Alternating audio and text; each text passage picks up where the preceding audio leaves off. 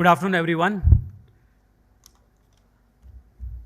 The panel, the last session, I am standing between you and lunch, but trust me, whatever is served here would be even tastier than what you're going to experience next. Building powerful retail brands, implementing your unique value proposition. Today we have a distinguished panel of experts who will share their insights and experiences on how to create and implement a unique value proposition that will set your brand apart in today's highly competitive retail landscape. We all know what a unique value proposition is all about. But today at the end of the discussions or the free-flowing chat that we are going to have with our three esteemed guests is going to throw a lot of light on how your brands can be built and can be scaled up and taken to the next level. Retail has always been a dynamic and ever-evolving industry, but never more so in the recent years. The rise of e-commerce, the changing expectations of the customers, the impact of social media, and the constant discussion around omni-channel retail have created a highly challenging and competitive environment for retailers. In such a scenario, creating a UVP that resonates with your target audience has become more critical today than ever before. Retail branding is the foundation for all marketing efforts and help retailers establish a strong emotional connect with their target audiences. The brand VP is the promise that a brand makes to its customers about the value that will deliver. And it sets the expectations for overall customer experience that we have been hearing since morning today. A well-crafted VP can attract and retain customers, build brand loyalty, and ultimately lead to increase in sales and profitability for the retailers. To explore this topic, we have got a panel of highly respected experts.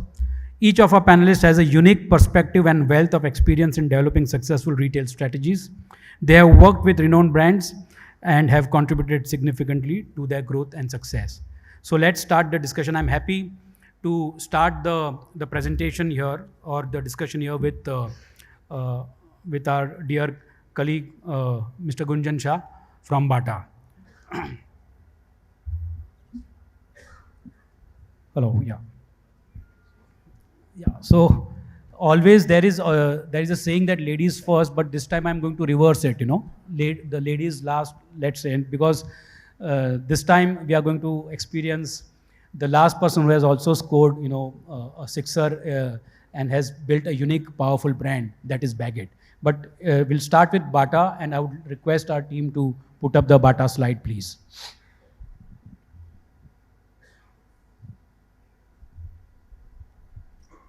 Okay. In the meantime, I would request Gunjan to, give a brief introduction about the current operations for Bata. Gunjan, over to you, please. You want me to give? Yeah, the current operations. Read out the same numbers? Yeah, it can be. So I don't think I need to say too much. The numbers are pretty self-evident.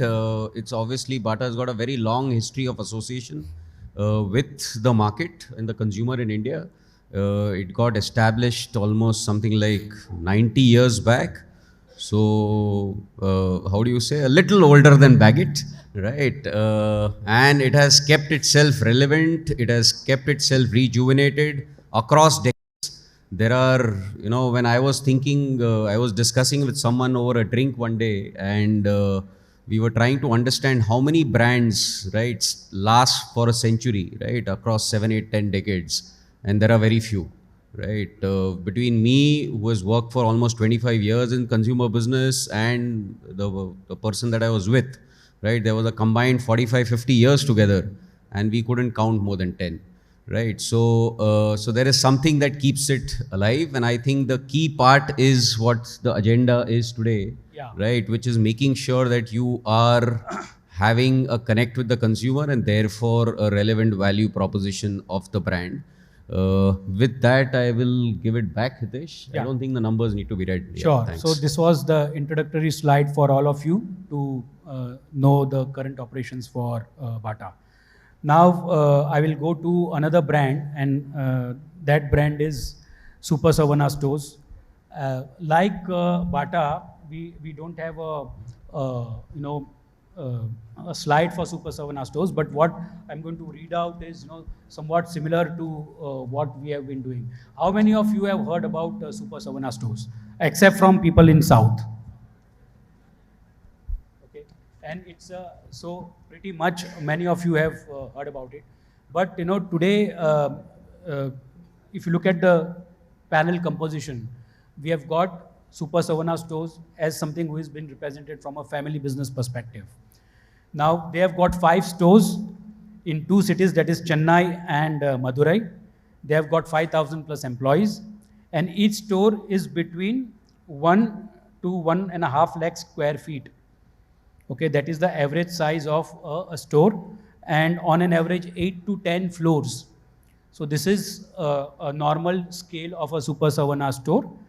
And the recent one, are you aware the biggest store in India? Which one is that?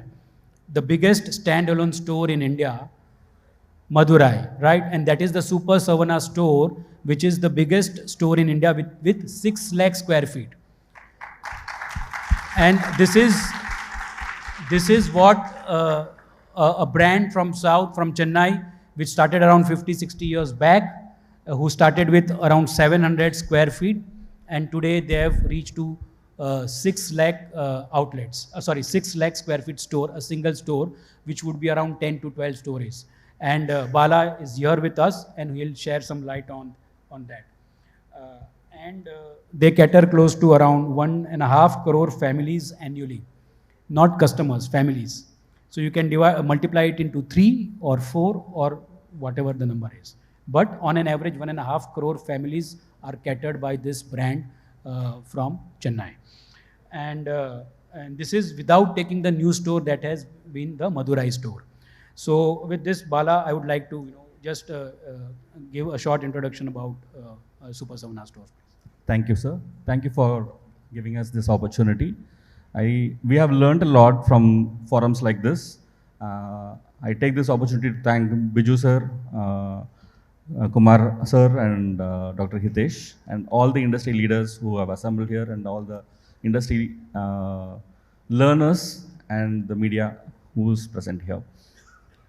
Above all, the journey started with a 720 square feet in Ranganathan Street, a street which is between a railway station and a bus depot. That's where the journey begins, and the first set of categories, vessels. That point of time, 53 years back, vessels is an important core category which people used to pay by chit, and they will come, bargain and buy and go. We found it very difficult to manage the bargaining system, so we went into a fixed price system. From that particular model, again, to showcasing from behind the desk, it was getting difficult. So again, we made it customer friendly, as in they can self-service format. If you say from there till now, around 33 categories, be it groceries, fruits and vegetables, clothing, home appliances, to jewelry. Every category, if you see, it is more for the ease of customer. And we are slowly moving from a self-service format to a service-oriented format. This is where we stand. And this entire unification and the growth is purely driven by, let's say, there is one single common language, which is unity. Unity of the workforce. The workforce is not, let's say, it's like family. The Mr. Rajaratna Mannachi and Sabanna and the entire team, we are all like family. And we work together and we celebrate together. This is where this journey has made it possible. Every team member has contributed, and every team member has made it possible for us to be where we are today. So nice of you, Bala, to give the whole credit to the employees, and the word that Bala has used is unity. And he also used team building. So I think the core for any family managed business at the management level is unity, and also to ensure that all their employees also are united enough to drive this brand. Because what Bala is speaking about is, if this is the scale of an organization and one store, and in between 5 stores, they are employing 5,000 employees. Look at the kind of growth, look at the kind of numbers and profitability that they have. Can't happen without unity. So thanks for this, Bala. We'll come to you again. Coco stores, 43 franchise stores, and 900 plus MBOs. Present over 100 cities, 25 states, 175 crores revenues, and plus 1,000 plus employees, and 3 million customers. Fantastic achievement, Nina. And all this is done by the founder, Nina. And my first question to you is, you call yourself as an accidental entrepreneur. Why so, Nina? Yeah, so it's a very interesting story. I was always very fond of art, craft and stuff. And I said, school के बाद कहाँ जाऊँ? So I went to college, art college. और first year में fail हो गई. तो I said, अरे art college में भी fail हो गया, अभी क्या करे बंदा? It's not like a CA exam. Anyway, so next year they said, अभी एक साल के बाद आना because there's no place in the classroom. So I said, okay, what do? I did some part-time courses in that same college, and I gave the exam next year, and I got a state art award. And then I really realized what the whole educational institutes are for. I had gone there for time pass, for college hai, masti hai, and I realized that it's a mix of both. You need to do a little bit of the academic and stuff like that. But coming back to, because I had flunked that year, I already started making handbags because I had very low self-worth. I was like, fail ho gayi? I'm not a duffer. How can I fail? I was always teacher's chamchi. I was always, in the first few outstanding, the first 10 students at least. How could I fail? And then I just had to do something to prove that, I'm not a failure. And I started making handbags, started screen printing, and then it goes on, and somehow I became an entrepreneur, and today we have so many beautiful stores and so many customers loving our products. Awesome, Nina. You are the biggest success, Look at, you're present in 100 cities and 1,000 plus retail outlets, and look at the turnover. So I think hats off to you, Nina. So every good thing has a beginning, and maybe that may be the trigger that happened, and you started. One more thing, that she started with 7,000 rupees taking from her mother, and now they have reached to around 175 crores as their revenue. So hats off to you, Nina. So what we will do is we'll play a short video for. We'll start with Bata, and we'll play a small 1 or 2 clippings, and then we'll ask Gunjan about the current positioning of these brands and how he's taking the brand to the next level. So can we have the initial videos of Bata, please?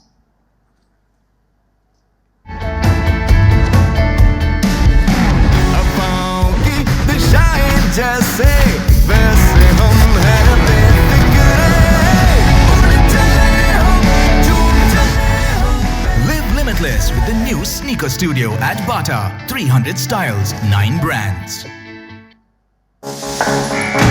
जिनमें हो 24/7 रफ्तार भी हर मौके के लिए हो तैयार भी Action scene हो या talk show, shoes change? No way. It's gotta be Bata. The new Bata 24/7 casual collection. Great styles that you can wear anywhere. It's got to be Bata. जब घर पे मिलके धूम मचाना हो और बाहर भी हटके नजर आना हो ऐसे जश्न के लिए It's gotta be Bata. The new Bata 24/7 casual collection. Great styles that you can wear anywhere. It's got to be Bata. Thanks. So Gunjan, my question here is, we can see a very refreshing, the ads are very refreshing with the new brand ambassador and how you have taken it. So what made you? What is the new positioning? Because if you look at people like us, all of us in this room must have worn a Bata in our life, right? Everybody. So this is the success of that. But we have seen the communication, and it is extremely appealing. So what was the genesis behind this, Gunjan? Thanks, Hitesh. I hope you all liked it, by the way. Some of the clips. I hope some of you all have hopefully seen them also. Otherwise, I'll have to question what the media team is doing. Yeah, so Hitesh, it's a journey, right? It's not something that has just happened in the last, last year or so. While some of these campaigns might have run in the last 18 months, right? But it's a journey from a positioning as well as a value proposition, right? And You know, I've got this feedback when we do consumer groups, when we meet colleagues, right? People in the industry, many people like this in these forums, etc. Right? And you get a couple of things, right? I think this entire genesis. So I'll talk about 2, 3 examples, right? One is the piece which is to do with, let's say, the Bata itself, right? So we didn't play the Hush Puppies piece, which is something that we ran, right? Okay, that's, oh, so I have pulled something out of his sequence, right? So sorry for that. But coming back, so I think the genesis of this starts from. We can play that also and close. No, it's okay. Whatever you say, right? So, so let's say about 6, 7, 8 years back, right? I think when we did consumer research, etc., right, you saw very clearly that while Bata stood for trust, it stood for comfort, it stood for value for money, right? It also was not necessarily standing and definitely not differentiated on style and fashion, right? And that was categorical feedback that you got from consumers, right? And not too far back, less than 10 years back, right? And that warranted a relook within ourselves, how we run as an organization. So what you see out here is just the tip of the iceberg, right? There is a whole iceberg that goes behind crafting a value proposition. And just in this example, while I can talk about the sneaker piece or the Hush Puppies piece also, but in this example itself, what it meant was that we had to change our entire design and collection process, which will then throw out new collection literally every month. We actually ran a campaign within this at some point in time, which was saying fresh collection every month or every Friday or something on those lines. Right, so the entire machinery of the company had to change so that you could churn out new styles and new fashions every at a certain frequency. You had to bring in more trendiness, you had to bring in a lot more design quotient, so that kind of manpower, the capability that is required, the mindset that is required, some of it with from outside, right? But we had to challenge status quo at multiple levels. We also then backed it up that it was not only the product, while the product is at the heart of any brand, right? We backed it up with refreshing our stores. So we've got, as you saw, something like 1700 stores now, but at that point in time, we had about 1200 stores. And we refreshed, now running, have refreshed and invested something like 300 to 400 crores over the last 5, 6 years, which is investing being refreshing almost 700 to 800 of these stores across, right? Depending on certain criteria that we have.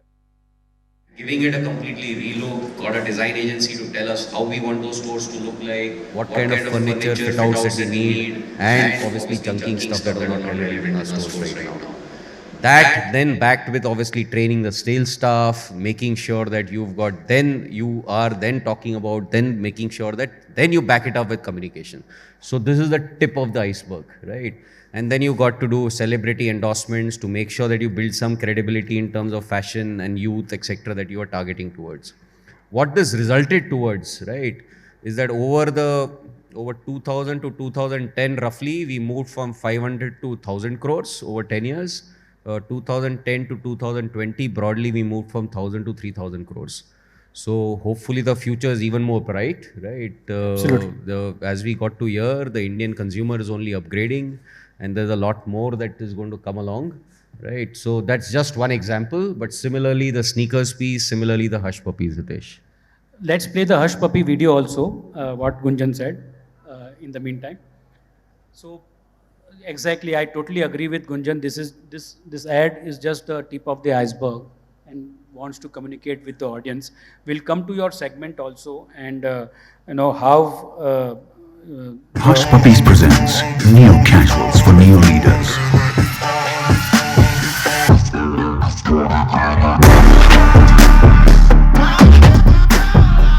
Leadership today is also about leading the fun. Introducing Neo Casuals from Hush Puppies.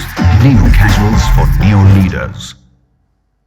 So Gunjan, since we are here, and this is a nice cute ad of Hush Puppies, how do you differentiate and position these brands? You know, because we saw the initial 2 sneakers things, the video. Hush Puppy obviously is positioned at a different level, but cannibalization doesn't happen at your end. So it all depends on, so now this is like a marketing course question, but this all depends on basically how sharply you have differentiated your positioning for each one of them. Yeah. Right. And if you are making sure that you've got the demarcation very clear, it is always good for a brand that you are able to make it demarcated. There is still some journey left in many of these that we still need to do. But yes, you can minimize it, make sure that the connection with the consumer and the message to the consumer is very sharp. The chances of it registering are a little better, right? Whatever you say, whatever we are saying right now, right? Only 2% is going to stay outside this hall, right? Or maybe outside tomorrow evening or tomorrow morning, right? So your chances of getting through to a consumer in the clutter of kind of triggers and the stimuluses that the consumer sees nowadays across so many mediums and so many other things, it has to be as sharp as you can be. And this one was a classic case. It's the first campaign that we ever ran in Hush Puppies in India, right? The brand has become pretty large. It's synonymous with, premium corporate as well as basically, style. And the reason that we chose to drive this entire thing of neo casuals for neo leaders was that we wanted, while we knew that we were strong in a certain segment, we wanted to make sure that we move towards the neo leaders driven by startups, the younger professionals, etc. And they don't necessarily need only the corporate kind of shoes. And therefore, those styles that are coming along with it, the messaging that we are giving of the kind of leadership that we want, and implicitly, we are also wanting Hush Puppies to get associated with leadership. So that's the emotional connection that we are trying to drive. Exactly. Leadership synonymous with Hush Puppies. And that's what it is. Well said and articulated, Gunjan. Now we will go, my next question is to Bala. And this is it. Super Saravana stores. What makes it so unique? Or this session is about the unique value proposition. So I'm asking a very simple question, but it's like Gunjan said, this is nothing but the tip of the iceberg. He spoke about so many things that goes behind, this is just the communication part. But I just wanted to show that to you. Can we play the Super Saravana video, please, if that is possible? And then we'll ask Bala that what makes Super Saravana stores so unique.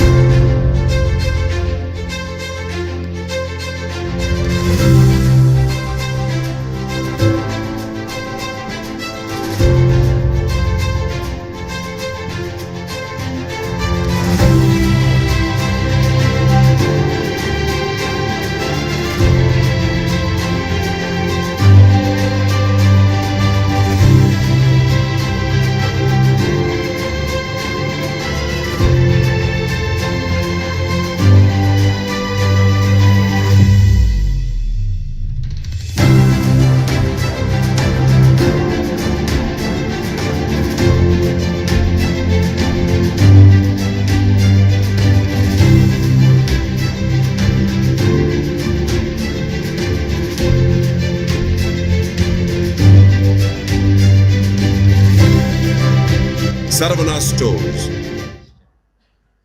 So nice. Just to many times we compare, we don't get the size of the stores, etc. So we were discussing and we asked that is it as big as a DMart? Just to keep a benchmark because that comes. So Bala answered something. Is the store as big as a DMart or this? I was asking is this as big as a DMart? The answer was one of the floor would be. One floor is as big as DMart. Okay. Now, so that's it. So what makes Super Saravana store so unique, Bala? The journey, as I said, began with the 720 square feet.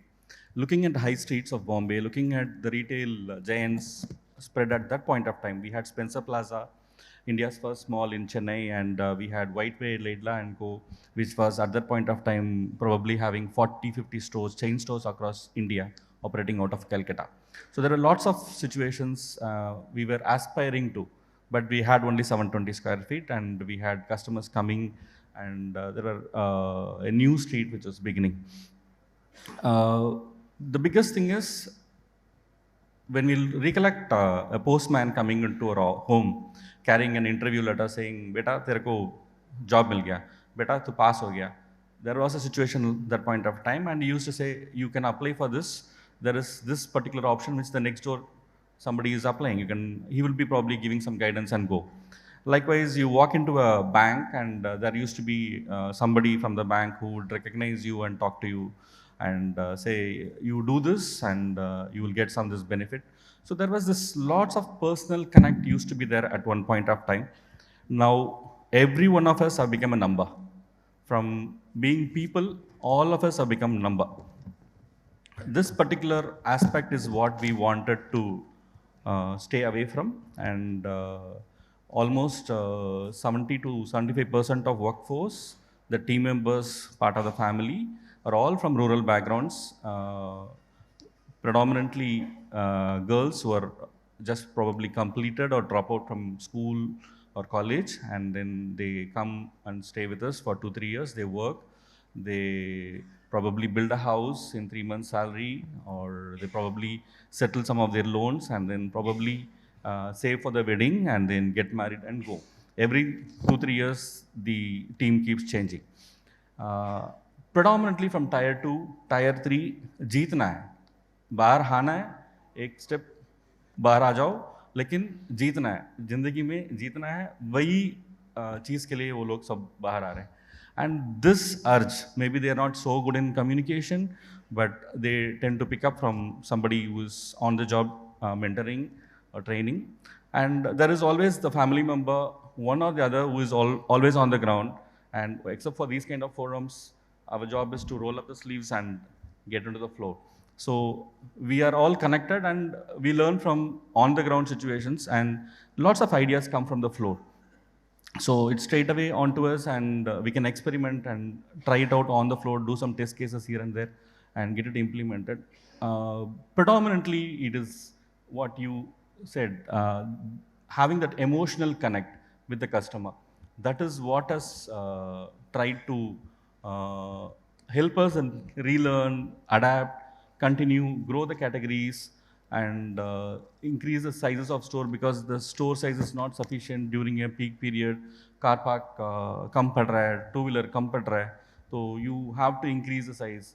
The size or the store format is purely dictated by the customer who is coming in. He or she is not expecting a great service. They know what they want. We say, don't push the customer to buy. There is no cross-selling, there is no upselling.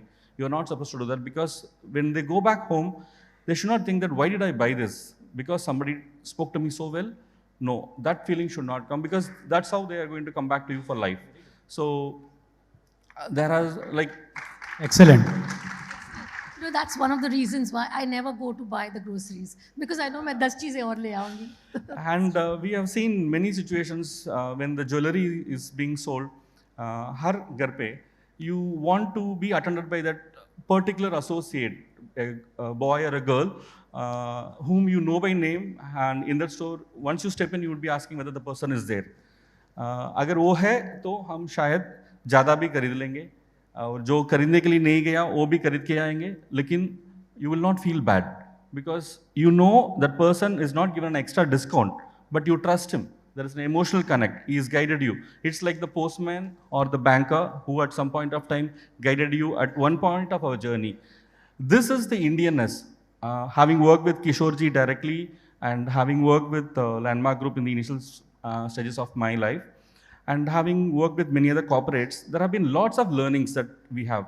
We are seeing many corporates coming in and MNCs coming in from across the globe.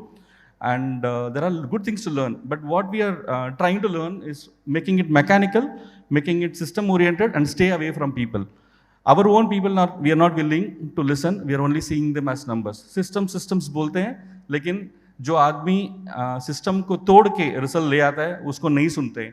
अगर वो बोल रहा है, कुछ नया चीज़ बोल रहा है, उसको सुनने के लिए हम तैयार नहीं हैं. But this idea is coming from the floor. It is not the salesman or the sales girl or the front operations person who is bringing this idea. The idea is actually coming from a customer or somebody who has created an innovation, and they have tried to reach the owner, but they are not able to reach the owner, but they have tried to connect with one of the sales member, and they have tried to share that idea. he has actually sold that ये आपको फायदा होगा, ये आपको use होगा. This emotional connect and the Indianness is, I think, is the reason. Indianness, emotional connect, humanness, and not only the tech part of it. And that's what makes retail what retail is all about. And this is where a classic example of success, where the customer is trusting. Bala used the word trust. And that's what we all do. We'll buy extra without a discount from a person whom we trust. And that's what Saravana Bhavan's, one of the unique value proposition is all about. Very well said, Bala. Nina, over to you, please. In the initial years, you did suffer a loss, in couple of EBOs that you had ventured into. But still you continued, okay? And so what was the reason? And now you have got close to 80 odd profitable EBOs. So can you just tell me why you continued, and then what's the success for that profitability? So the first time, actually I was running the factory for many, many years. So we are like 30 years plus. And I was for about 15 years running, and I was calling myself a karkhanedar. And I did this program which my husband teaches, and I had to write my vision over there. And when I wrote my vision, I said I want to have my own stores. It didn't look like a possibility to me because it looked like store, retail. I didn't know anything about all of that. But when I did my first store, it was very close to my house, and I was a nuclear family. I had a 1-year-old baby at that time, so I couldn't even think of going to a place that was far away.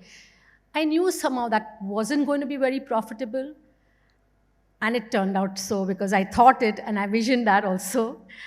But the next few stores, they kind of balanced out. And then I had a 4th store again in which I was losing the entire profits of my whole company. It was so bad. And then someone was Delhi mein tha, someone saying, "Arey litigation laga do, uske dukaan ke bahar hai wo." I said, "Nahi, ye hamare taur tarike nahi hai." But I think the next few stores, you keep learning, and I kept learning location, merchandise mix, like how we all spoke about, so many things, management. And I think we kept tweaking it, and it got better and better. And you had said no to private label also in the initial time. So what was the reason and why? This is way long back. Yeah. So what's the strategy behind that? So Shoppers Stop and everyone was like telling us that, please give us goods at, private label. And that is really long back. You wouldn't even think of that. And it was very tempting, because it was 5 times the quantity. It is one SKU, bana do, khatam, janjat. But, I come from an entrepreneurship family, and my father, you learn basic things about dhanda, like business. Ki, jo order dega, aaj dega, and then baad mein, he has no liability. He will not necessarily give you an order when you really want consistency in the factory. So I never went for that. And somewhere maybe I think at the back of my mind, I had this feeling that brand banna hai. And this is so long back. Yeah, brand banna. And also you mentioned that, you are Karkhana, aap usme the. When all your competitors were importing, Nina, you concentrated only on the made in India part. So what was the reason behind that? Rula do gayi aisi questions. Thoda role hai. I just met Modi ji at the Delhi nice. Global Summit ET last week, and really when he spoke, a couple of my team members were also there, and my CFO was like, I felt like saying Bharat Mata ki Jai. So it's always been like that for me. Our Guruji always taught that you do something to contribute. You don't think of your small pains, but you think of the larger gains for the country and stuff like that. And I went to China many times, and it's like ye 12 piece, ye 200 piece, ye 500 piece, and the pricing is so sexy. I mean, and no one handbag ho ki gadgets ho. We know we can't beat their pricing, but somewhere I always felt that, I'm not an atankwadi. If I want to work, I have to work for my country. Otherwise, I'm not interested in working. ठीक है, घर में बैठ के कुछ और करेंगे. Excellent. Can we play the Baggit ad of Made in India?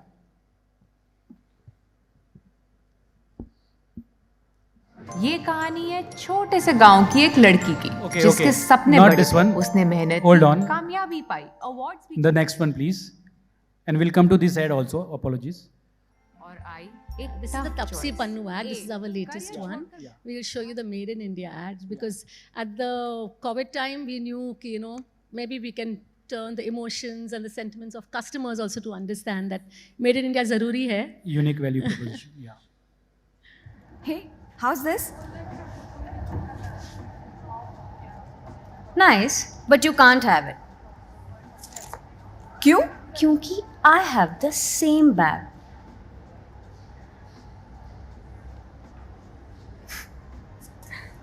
Excuse me, I'll take this one. Hey, hello?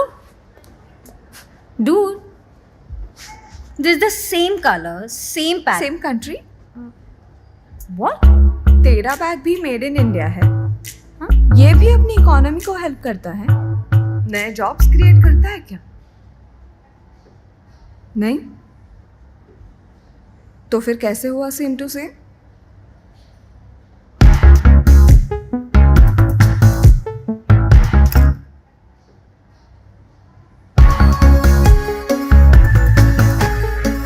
Buy Indian, build India.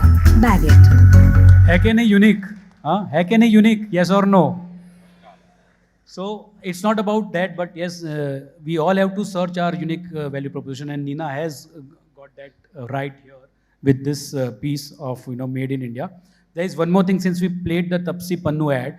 This is another area that we wanted to discuss with Nina, and she's very passionate about women entrepreneurship and upliftment, etc. So we'll play this Tapsi ad also, and then we'll ask Nina about this ad and her ये viewpoint. कहानी है छोटे से गांव की एक लड़की की जिसके सपने बड़े थे. उसने मेहनत की, कामयाबी पाई, अवार्ड्स भी जीते और फिर शादी हुई और हुए जुड़वा बच्चे और आई एक टफ चॉइस. ए, करियर छोड़कर बच्चे संभाले, या बी, पति बच्चे संभाले और वो करियर पे फोकस करे. आपके इस डिसीजन से इंडिया का एक ओलंपिक मेडल कम हो गया, क्योंकि ये कहानी है चैंपियन मेरी कॉम की.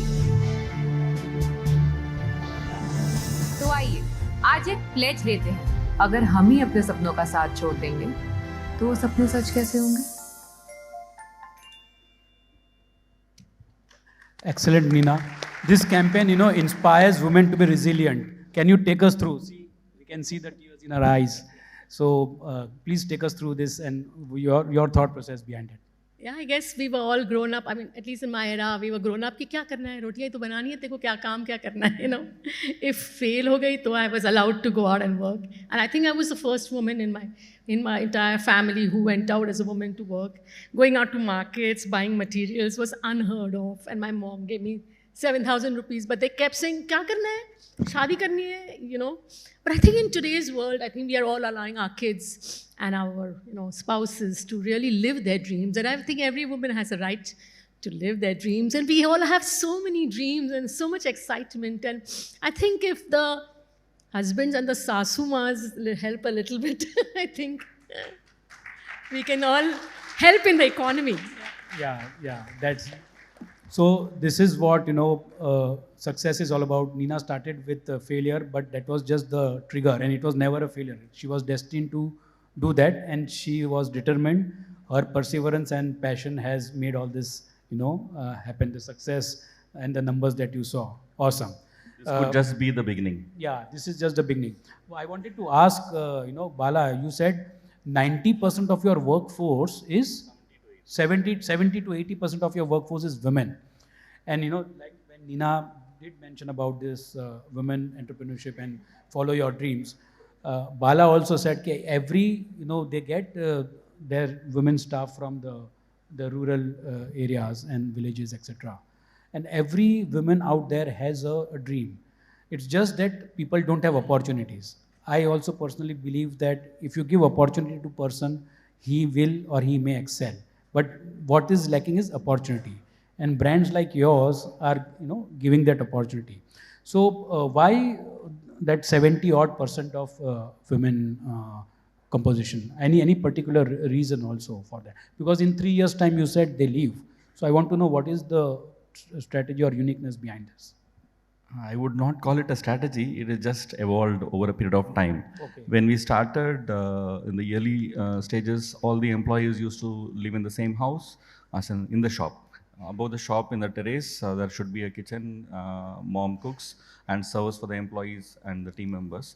And as the store kept on growing in size, we had a central kitchen, and we employed people from neighborhood. But the customer was coming very early in the morning, and customer was also coming late in the evening. And people coming from nearby, they wanted to come at a particular time only. So that particular time slot, people were taken on board. But at the same time, who could stay with us and work the kind of time that we open around 8:30 in the morning, some stores open at 9. But we want the team to be there 15 minutes earlier. So to do that particular process, when we looked at it from where we hailed from, south of Tamil Nadu, from there lots of people, they send their children. We were talking to the headmen of each villages, and they used to send. And once this particular girl gets married and she goes back, she will probably, the others in the village, they will see the lifestyle change of that particular family, and they would probably get convinced to send the next set of children who used to come. Probably who are on their summer holidays, they would come and work little sometime, subject to that age limits which is acceptable.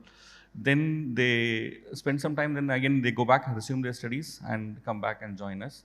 And then this particular rotation keeps happening. It's just an evolution. People were coming from all parts of, now they come from all parts of India.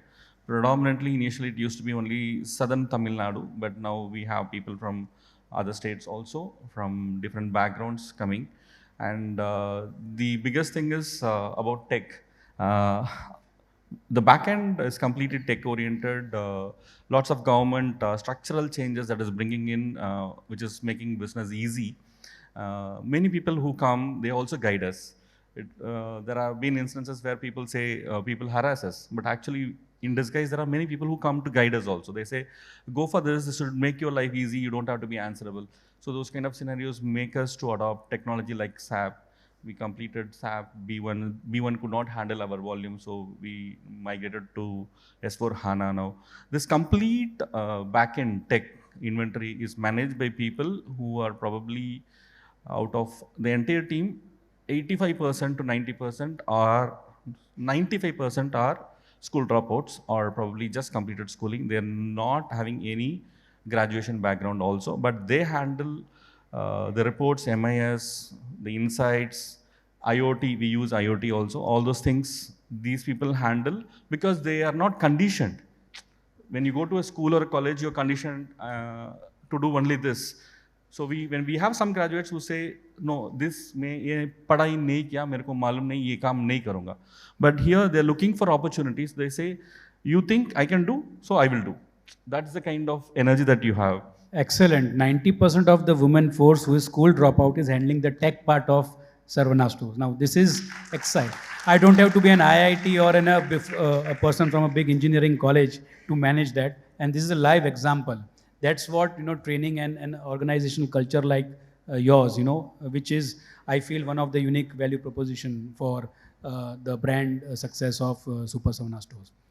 With this, I would like to come to Gunjan. Gunjan, what would be, your challenges, or can you give an example of the biggest challenge that you have overcome, from a brand perspective? And you can give us any one of the brands and how you have, transformed. Because we would like to, since Bata has, and we saw so many brands that you have, you can take the Hush Puppy one also, and how you transformed, or you can take any other brand that you have transformed, and make it.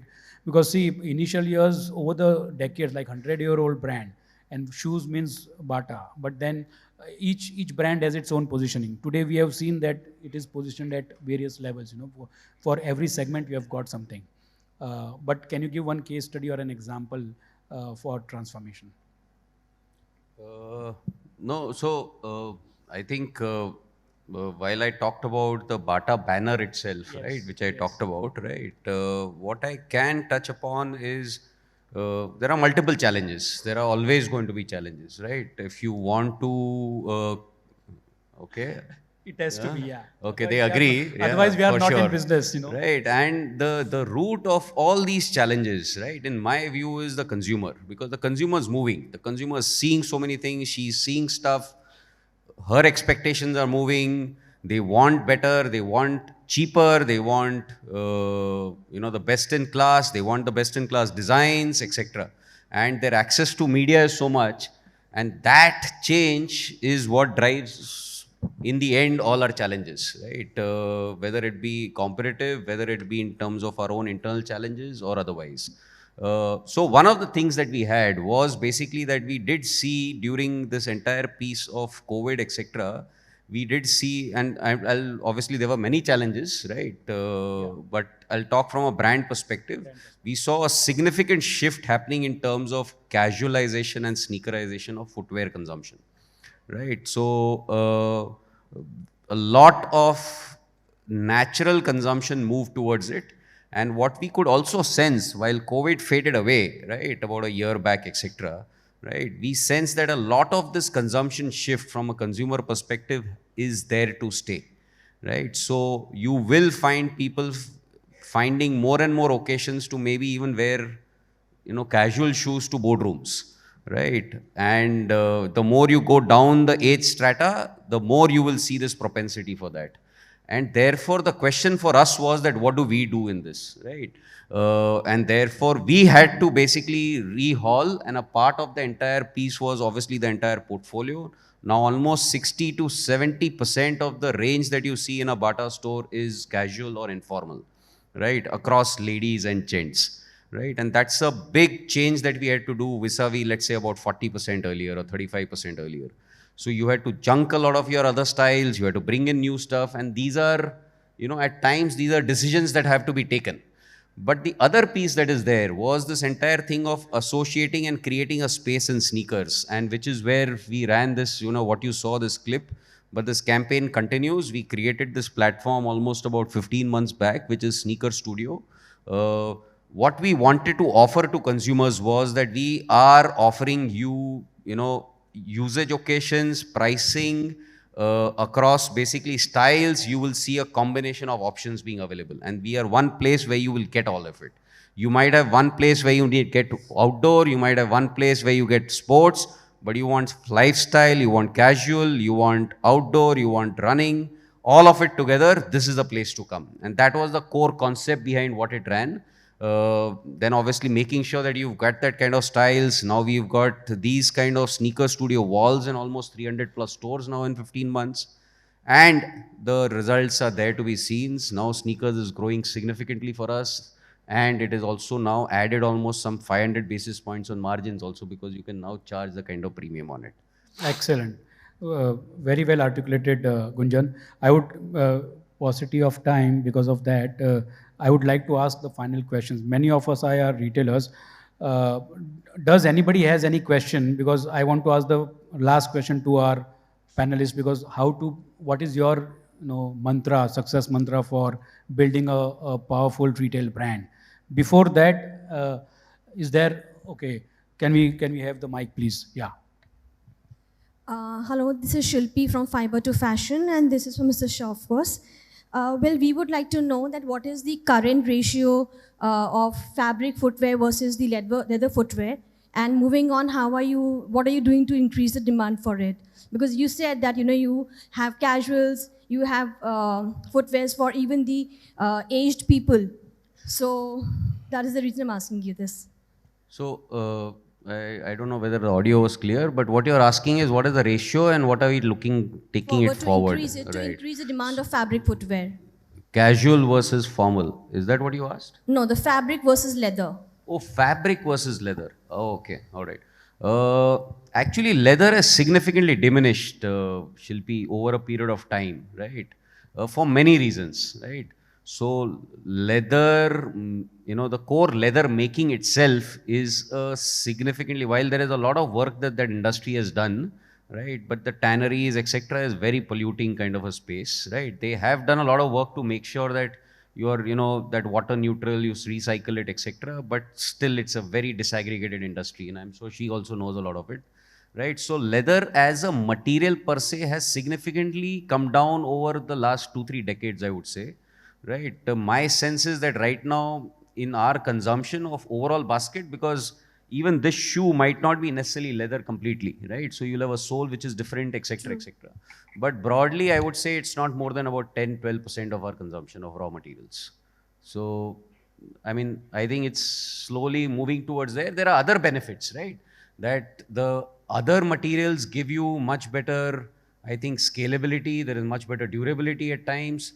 There is much better breathability, right? So comfort and also I think efficient also at times. So Thank that's how you. it stands. Okay, so my last question is your views on, and we can do it succinctly. We'll start with Gunjan because Mike is with you only. How to build, no, how to build, because all the retailers out here would like to know your success mantra to build a successful retail brand.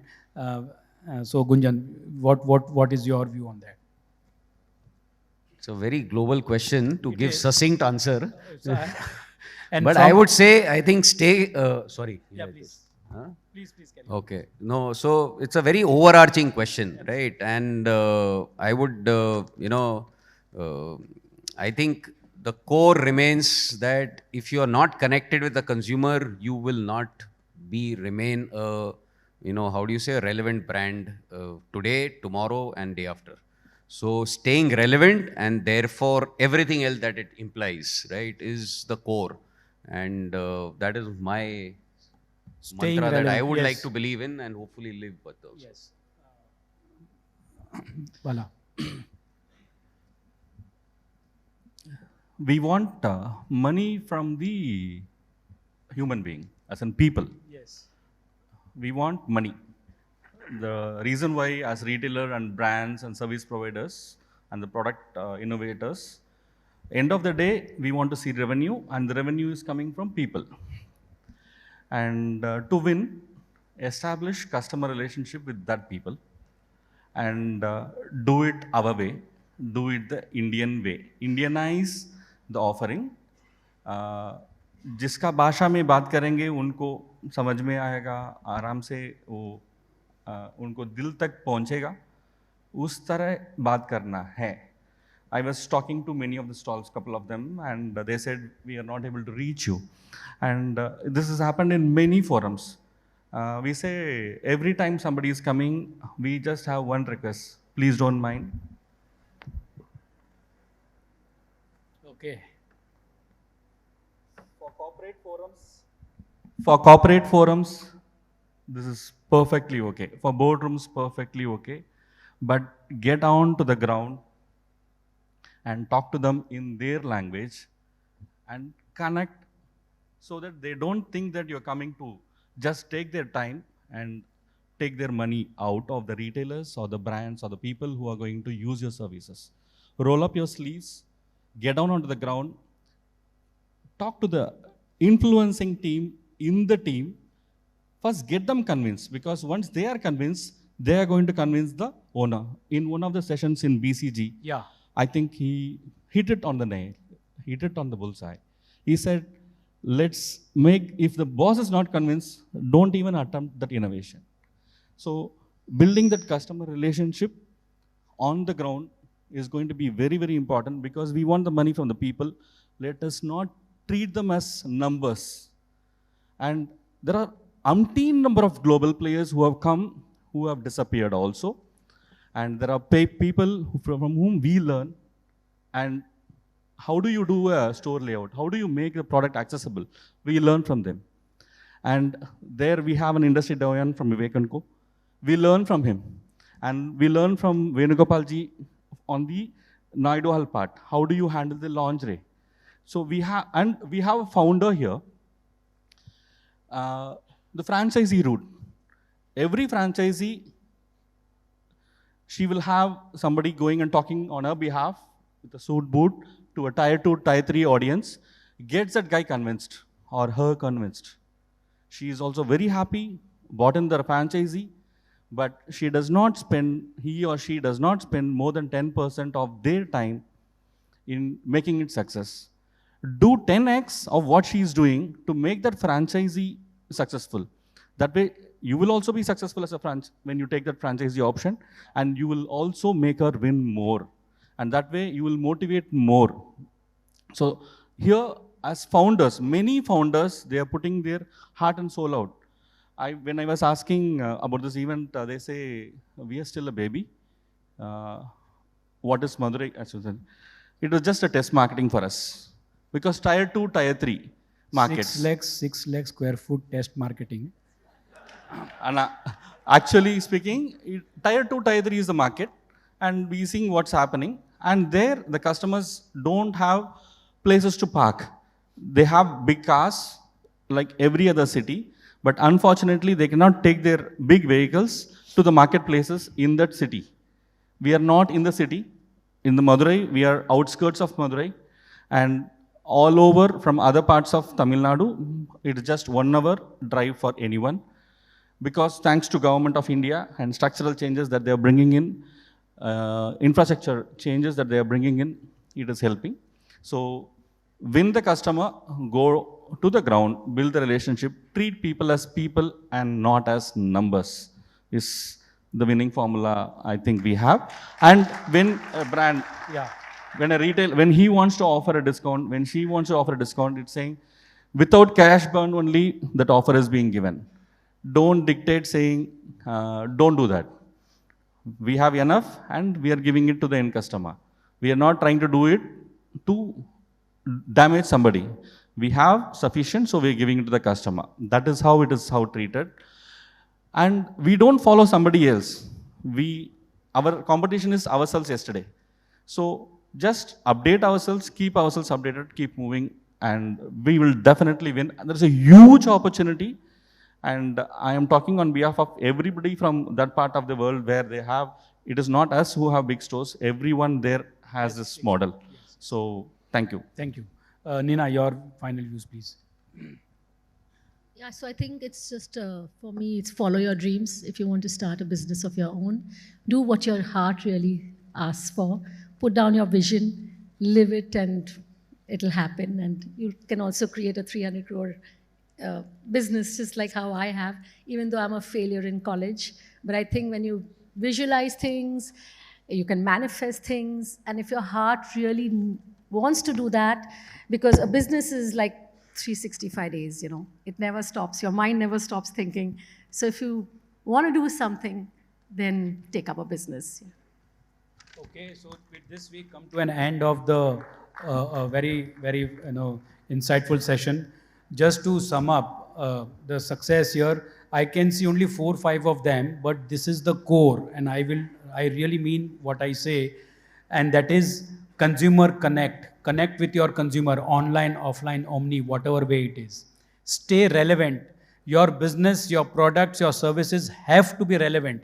Because even if you are connected to your customer, if you are not relevant in your products and services, you will be out of the game. And customer relationship. So once you connect, once you are relevant, then please create that relationship with your customer. And we have got all the tech tools, but what we heard from Mr. Bala here is there are non-tech tools also, and that is Indianness. Okay, that is one-to-one communication, that is trust. All this will also help you build your unique value proposition. And last but not the least, what Nina said is follow your dreams and be passionate and persevere to achieve those dreams. And I think we'll have a success like a Nina Lekhi or a Super Saravana stores, and obviously the iconic brand Bata. With this, I thank all 3 of you for making this presentation, a panel discussion, very insightful. And thank you audience for being such a lovely audience. Thank you.